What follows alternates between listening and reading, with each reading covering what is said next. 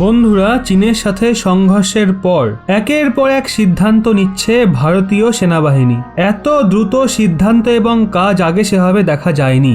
ভারতের সামরিক ক্ষেত্রে উন্নতি চোখে পড়ার মতো।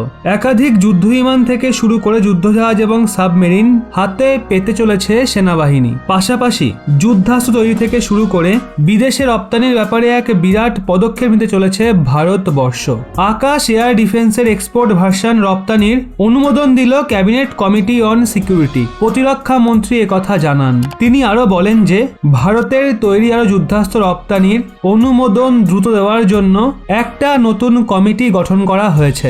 আকাশ এয়ার ডিফেন্স যা ভারত ব্যবহার করে তার থেকে ডাউনগ্রেডেড ভার্সনকে রপ্তানি করা হবে বলে সূত্রের খবর। যদিও এই ধরনের ভার্সনকেই এক্সপোর্ট ভার্সন বলা হয়ে থাকে।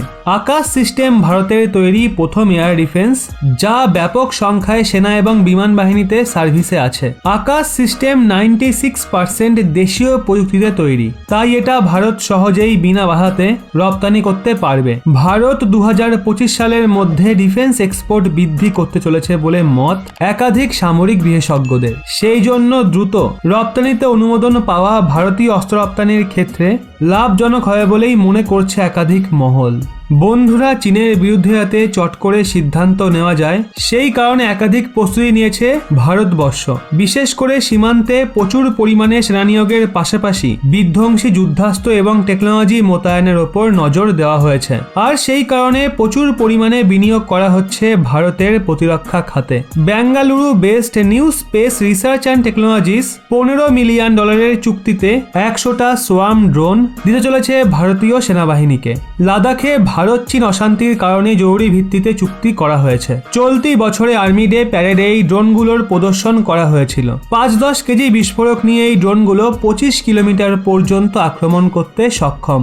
শত্রুর ট্যাঙ্ক, যুদ্ধাস্ত্রযুক্ত যে কোনো প্রকারের যানবাহনকে ধ্বংস করতে সক্ষম এই ড্রোনগুলো। আর্মেনিয়া আজারবাইজান যুদ্ধে এরকম ড্রোন প্রচুর ব্যবহার করা হয়েছিল।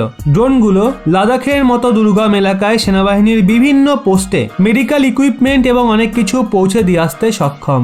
নিউ স্পেস সংস্থা হ্যালের সাথে যৌথভাবে ক্যাটস নামক এয়ার লঞ্চড সোয়ার্ম ড্রোন তৈরি করছে, যা ভবিষ্যতে তেজস মার্ক 2 এবং রাফায়েল থেকে লঞ্চ করা হবে। একটা ব্যাপার চোখে পড়ার মতো যে ভারতের 3 বাহিনী ধীরে ধীরে হলেও ভারতীয় সামরিক কোম্পানিগুলোর দিকে ঝুঁকছে। আগে জানুয়ারি মাসে ভারতীয় সেনাবাহিনী আইডিয়া ফোর্জের সাথে 130 কোটি টাকার বিনিময়ে অজানা সংখ্যক সার্ভিলেন্স ড্রোনের চুক্তি হয়। এছাড়া ভারতীয় কোম্পানি আলফা ডিফেন্সের থেকেও স্কাই স্ট্রাইকার লয়টারিং ড্রোনের অর্ডার দেওয়া হয়েছে। তবে বলা বাহুল্য যে এটি ইসরায়েলের টেকনোলজি, ভারতে এলবিট সিস্টেম এবং আলফা ডিজাইন যৌথভাবে এটি তৈরি করছে। ভবিষ্যতের যুদ্ধে যে ড্রোন একটা বিরাট ভূমিকা পালন করতে চলেছে তা বলাই বাহুল্য। আর সেই কারণে পৃথিবীর বহু দেশ বিধ্বংসী এবং পরবর্তী প্রজন্মের ড্রোন নির্মাণের ওপর নজর দিয়েছে। আমেরিকা, রাশিয়া, তুরস্ক এবং চীনের পাশাপাশি এবার ভারতবর্ষ প্রচুর পরিমাণে বিধ্বংসী ড্রোন নির্মাণের ওপর বিনিয়োগ করা শুরু করেছে। তবে বলা বাহুল্য যে ভারতবর্ষের পার্শ্ববর্তী দেশ বা শত্রু দেশের থেকে ড্রোন নির্মাণে কয়েক কদম এগিয়ে যাবে ভারত। গত কয়েক মাসে এবং আগামী দিনে এমন কিছু ড্রোন প্রজেক্ট আসতে চলেছে যা অবাক করার মতো। জানুয়ারি মাসে সেনাবাহিনী দেশীয় কোম্পানি আইডিয়া ফোর্জের সাথে 130 কোটি টাকার চুক্তি করেছে, যার মাধ্যমে অজানা সংখ্যক সার্ভিলেন্স ড্রোনের চুক্তি হয়েছে, যেটা আপনাদের আগেই বললাম। কিছু সপ্তাহ আগেই প্রজেক্ট চিতার মাধ্যমে ভারতবর্ষ ইসরায়েলের হেরন ড্রোনগুলোকে আপগ্রেড করছে। বিশেষ করে এই ড্রোনগুলোতে বিধ্বংসী যুদ্ধাস্ত্র মোতায়েন করা হচ্ছে।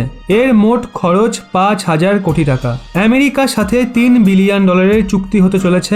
যুদ্ধাস্ত্র সমেত 30টা প্রিডিয়েটার ড্রোনের চুক্তি হতে চলেছে। ভারত এবং আমেরিকা যৌথভাবে ড্রোন তৈরির চুক্তি করেছে ইতিমধ্যেই।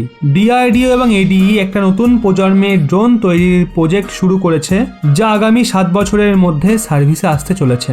ইতিমধ্যে পরবর্তী প্রজন্মের ঘাতক ড্রোন প্রজেক্ট চলছে। ডিআরডিও এবং রুস্তাম 2 এবং হ্যালের নিজস্ব লয়াল উইংম্যান প্রজেক্ট চলছে। শুধু যে ড্রোন তৈরির ওপর বিশেষভাবে নজর দিয়েছে ভারতবর্ষ তা কিন্তু নয়, পাশাপাশি কাউন্টার ড্রোন সিস্টেমের ওপরও কাজ করা হচ্ছে। ইতিমধ্যে ইসরায়েলের রাফায়েল ডিফেন্স সিস্টেম ডিআরডি এবং জেন টেকনোলজির সাথে চুক্তি করেছে কাউন্টার ড্রোন সিস্টেমের ব্যাপারে। এই মুহূর্তে ভারতের প্রতিরক্ষা দপ্তরে এয়ার ডিফেন্স, মিসাইল এবং ড্রোন, কাউন্টার ড্রোন সিস্টেম এবং সাইবার ওয়ারফেয়ারের ওপর বিশেষ জোর দেওয়া হচ্ছে। সাথে সাথে এআই সেক্টরেও রিসার্চের জন্য সরকারি এবং বেসরকারি সংস্থাগুলোর ওপর বিনিয়োগ করা হচ্ছে। এই খবরগুলো পেয়ে আপনাদের কেমন লাগলো নিচে অবশ্যই কমেন্টে জানান।